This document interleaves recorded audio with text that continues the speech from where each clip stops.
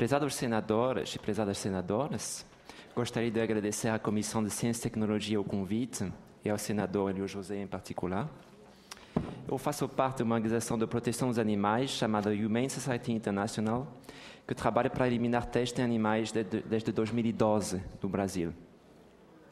Embora a HSI tenha objeções éticas a respeito do uso de animais em laboratórios, acreditamos que o debate não deve se limitar ao escopo da ética. Precisamos olhar também para o tema pelo prisma do progresso científico e dos pacientes que esperam novas terapias para várias doenças. Temos, portanto, uma abordagem um pouco diferente da maioria das organizações de defesa dos animais. Temos uma abordagem mais abrangente sobre o assunto, que eu vou expor aqui, falando mais especificamente a respeito da pesquisa biomédica. Gostaria de chamar a sua atenção sobre essa curva aqui. Esta é a curva da tendência geral em eficiência de pesquisa e desenvolvimento no setor farmacêutico. Ela mostra quantos remédios é possível desenvolver com $1 bilhão desde a década de 1950. Esta curva é ajustada à inflação e dá para entender que as notícias não estão boas. Até a década de 1970, era possível desenvolver mais ou menos de 10 fármacos com $1 bilhão. Já a partir da década de 2000, custa $1 bilhão por remédio. Desde a década de 1950, o custo para desenvolver um fármaco dobra cada 9 anos. Isso se chama a lei de Eroom, em referência à lei de Moore, sobre o progresso exponencial da potência dos computadores. Ou seja, a lei de Eroom é o inverso da lei de Moore. Enquanto computadores progridem de maneira exponencial, as ciências biomédicas fazem um caminho inverso. Este gráfico aqui confirma essa tendência. Podemos ver com a curva verde o aumento dos gastos em pesquisa e desenvolvimento por cada fármaco. Além disso, as colunas mostram também uma diminuição no número de fármacos aprovados desde 1996 nos Estados Unidos, porém é uma tendência mundial.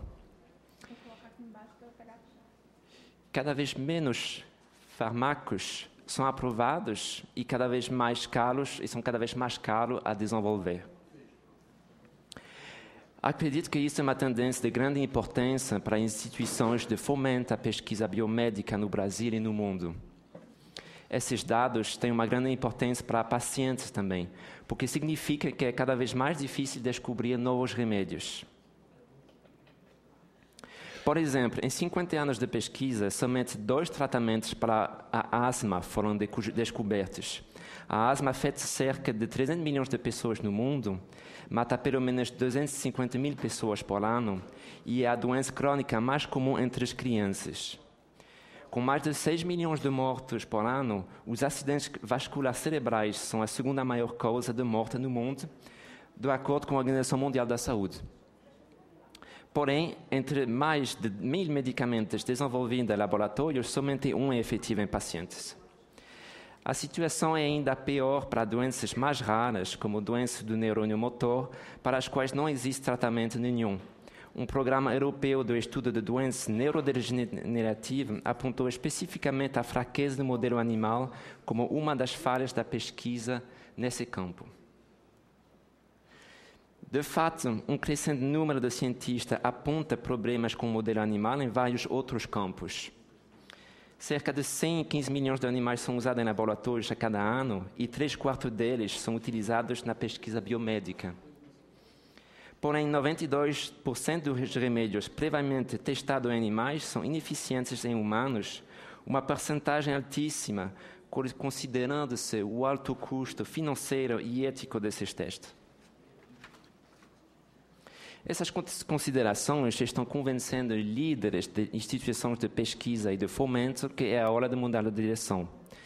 Nós afastamos de estudar doenças humanas nos seres humanos. O problema é que isso não tem funcionado e é a hora de pararmos de contornar o problema. Nós precisamos nos reorientar e adaptar novas metodologias para o uso em humanos, para entender a biologia das doenças em seres humanos. Essas são as palavras do Dr. Elias Zerhouni, o ex-diretor do US National Institute of Health. Porém, várias instituições de fomento ao redor do mundo estão começando a tomar a mesma direção. A abordagem da HSI é de se aproximar com cientistas que acreditam no potencial das novas tecnologias no seu campo de pesquisa e trabalhar com eles para promover esses métodos. Desde 2010, um crescente número de artigos publicados em revistas científicas demonstraram, após análise aprofundada dos modelos animais, que as limitações destes modelos impediam a extrapolação dos dados obtidos para pacientes. Esses artigos também sugiram outros métodos de pesquisa.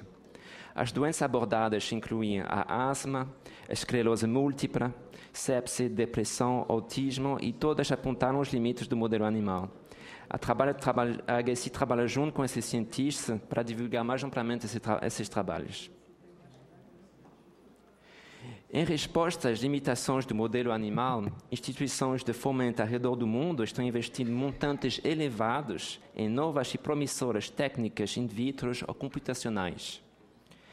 Por exemplo, o US Institute of Health, junto a outros órgãos de fomento, está investindo $102 milhões para desenvolver órgãos humanos em um chip.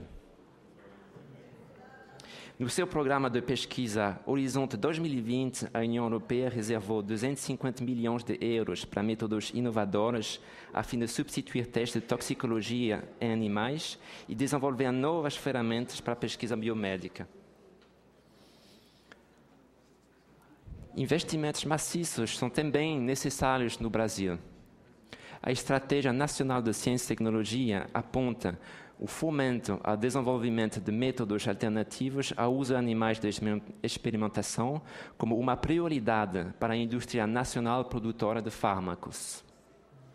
Acreditamos também que as novas tecnologias podem ser a chave para melhorar as terapias de algumas das mais graves doenças do mundo. A investigação baseada em animais está sendo ultrapassada por ferramentas criadas a partir da biologia humana mais relevantes e inovadoras. Defendemos esta visão nesse relatório disponível aqui, chamado Pesquisa em Ciência, Saúde e Segurança Avançada no Brasil. Esse relatório é disponível aqui na entrada. Porém, esses investimentos não se materializaram no Brasil ainda e, além disso, o setor da pesquisa científica está sofrendo grandes cortes. Agora é o momento de realizar a escolha estratégica para a ciência, a saúde e a inovação no Brasil e fazer investimentos focados nas tecnologias que têm um maior potencial para a saúde humana, além de eliminar testes em animais. Obrigado pela atenção.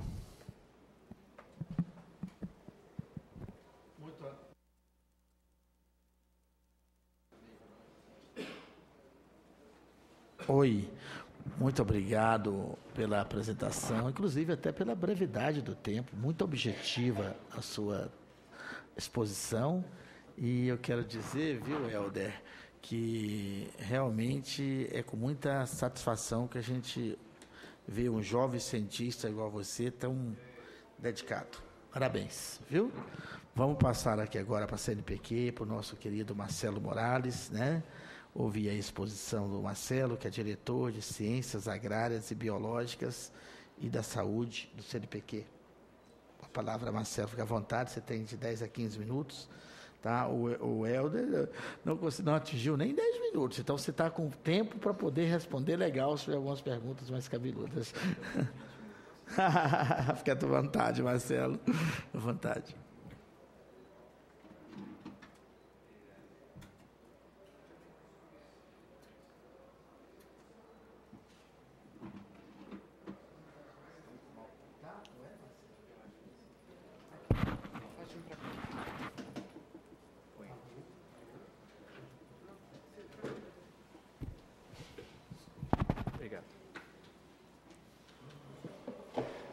Bom dia a todos. Primeiro eu gostaria de agradecer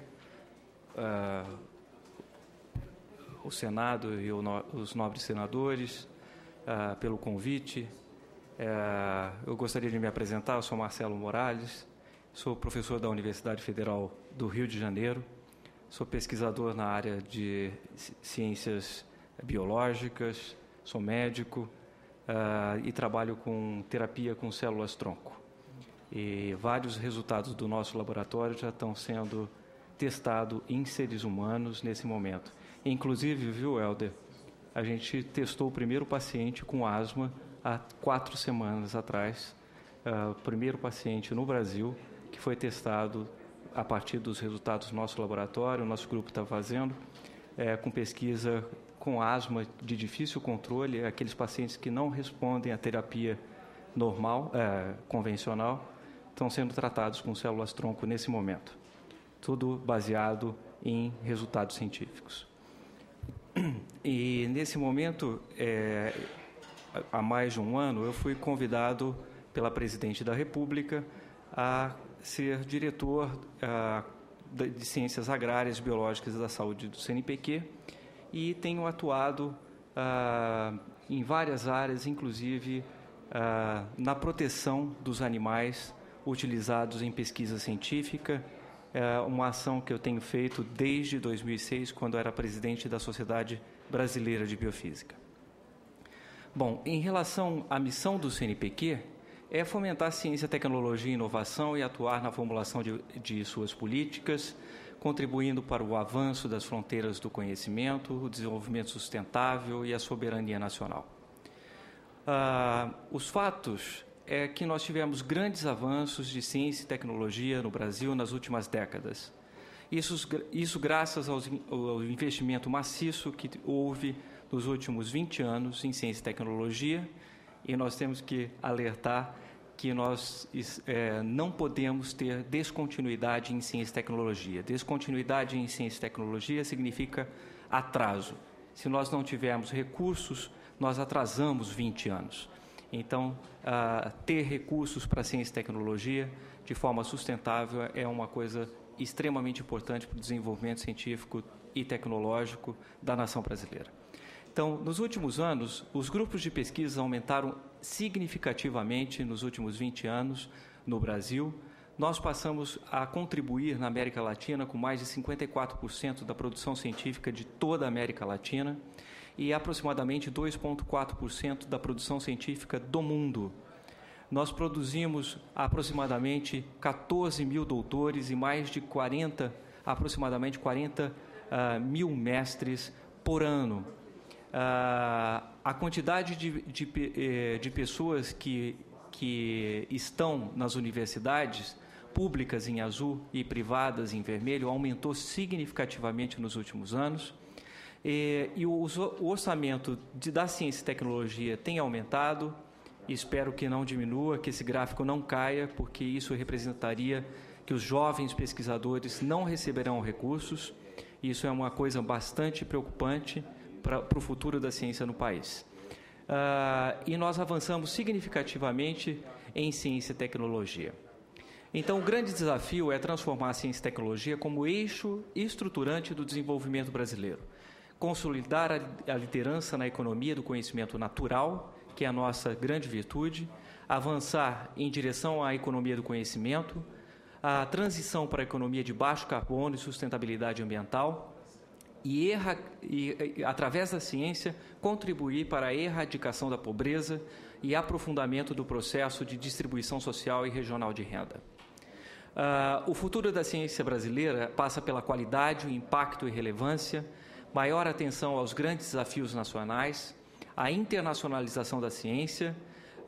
Um grande passo foi dado através do Ciências Sem Fronteiras, a inovação e patentes, apoio aos jovens pesquisadores.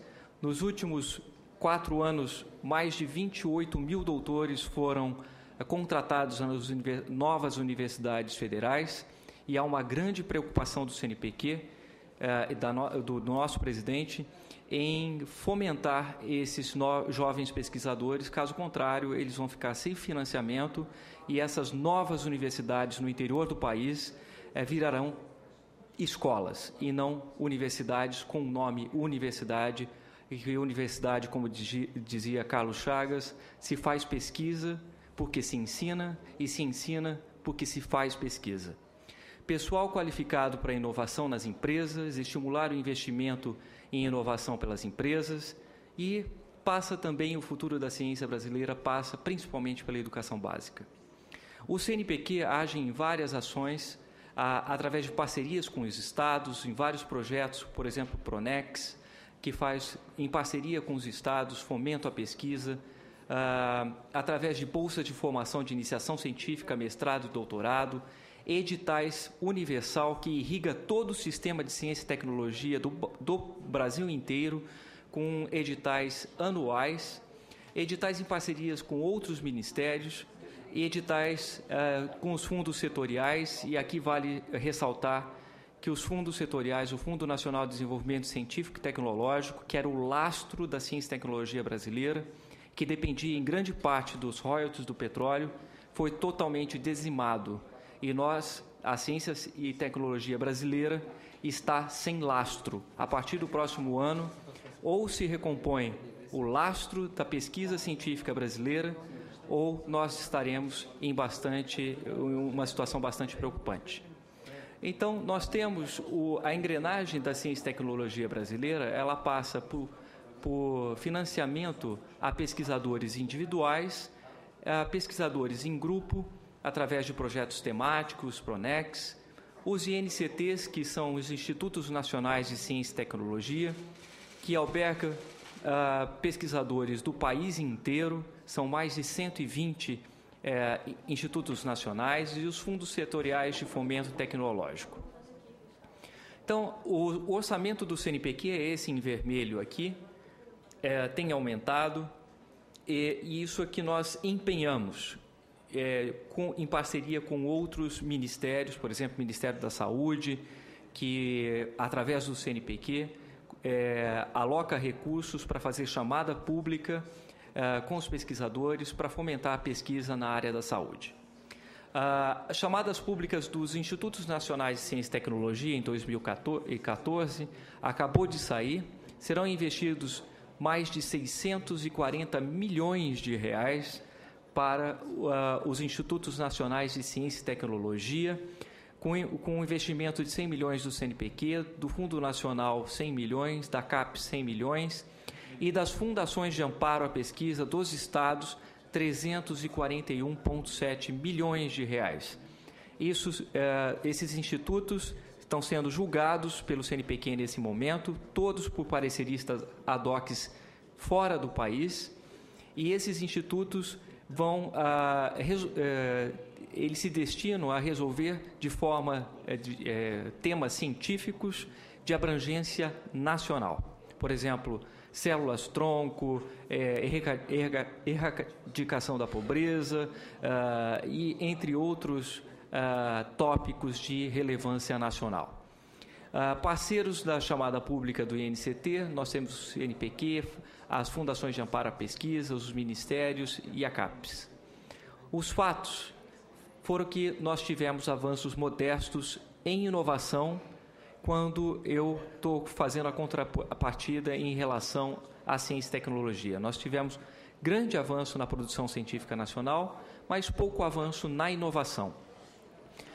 Nós temos déficits bastante expressivos na balança comercial brasileira, que não é refletida, esse déficit, nos produtos agrícolas, porque se foi investido em ciência e tecnologia na área agrícola, e é por isso que o país produz e produz bem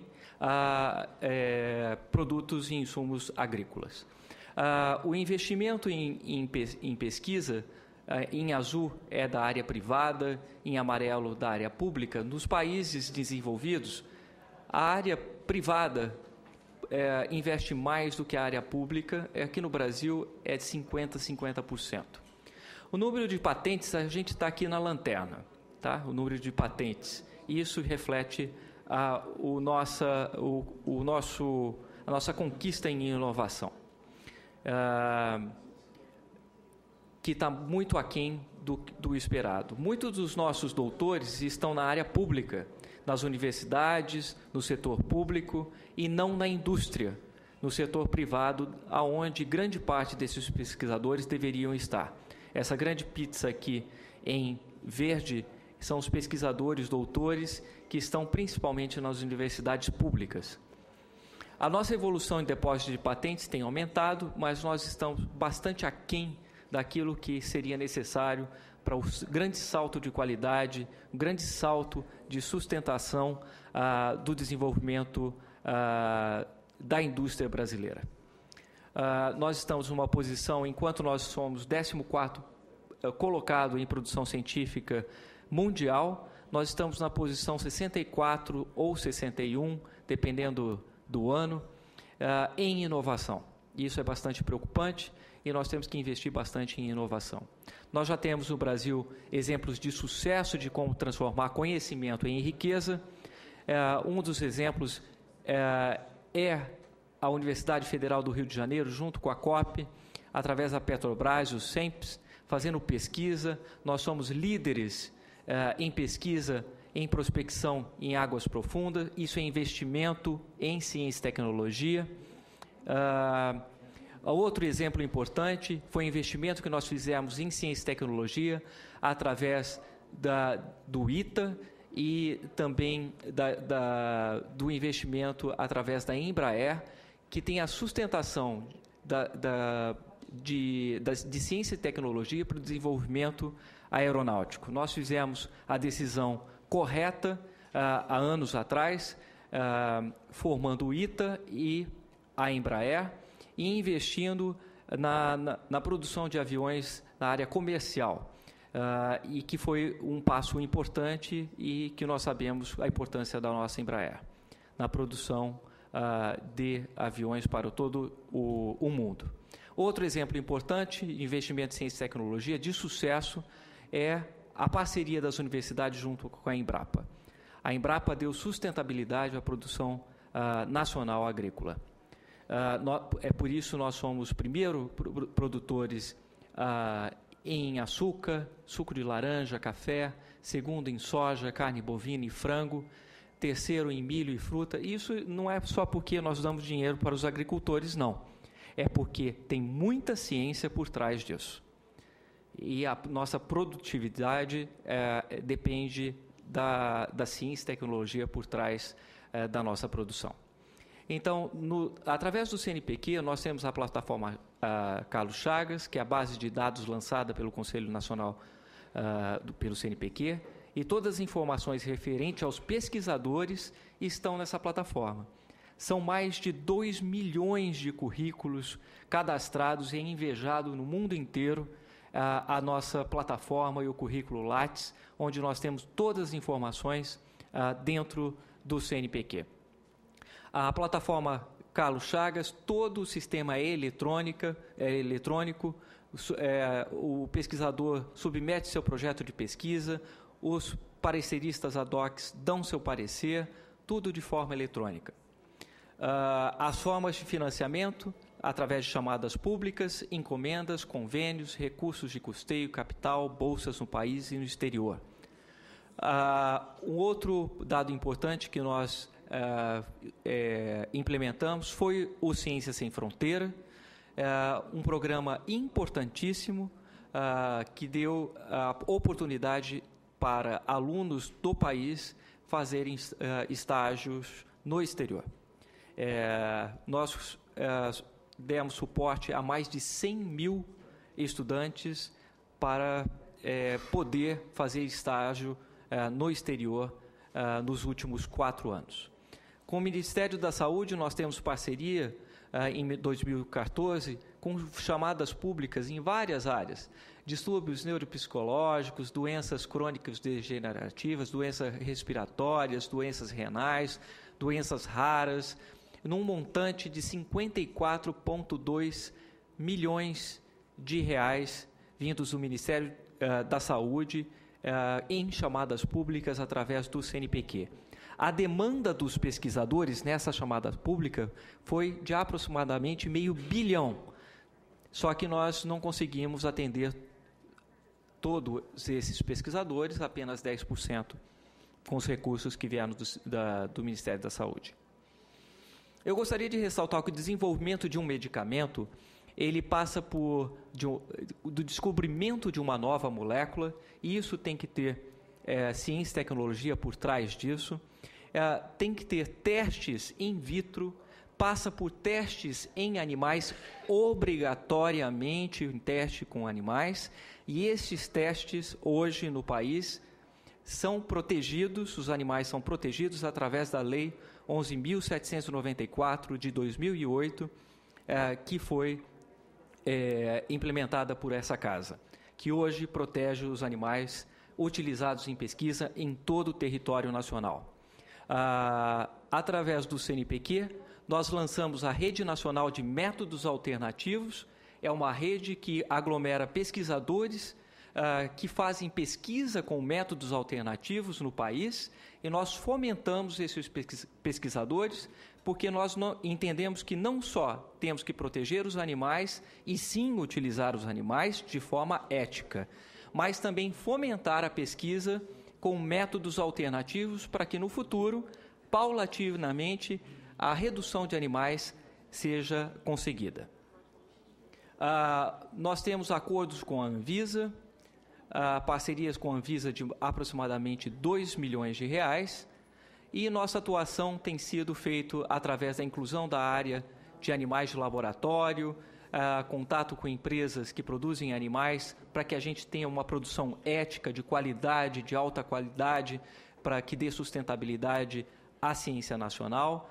E criamos a Rede Nacional de Biotérios de Produção para mapear a produção nacional de biotérios pelos biotérios nacionais, através do CNPq, como é essa produção nacional de animais, e a negociação de emendas parlamentares aqui junto com o Congresso Nacional para sustentar a Rede Renama. E é isso que eu gostaria de dizer. Muito obrigado pela atenção.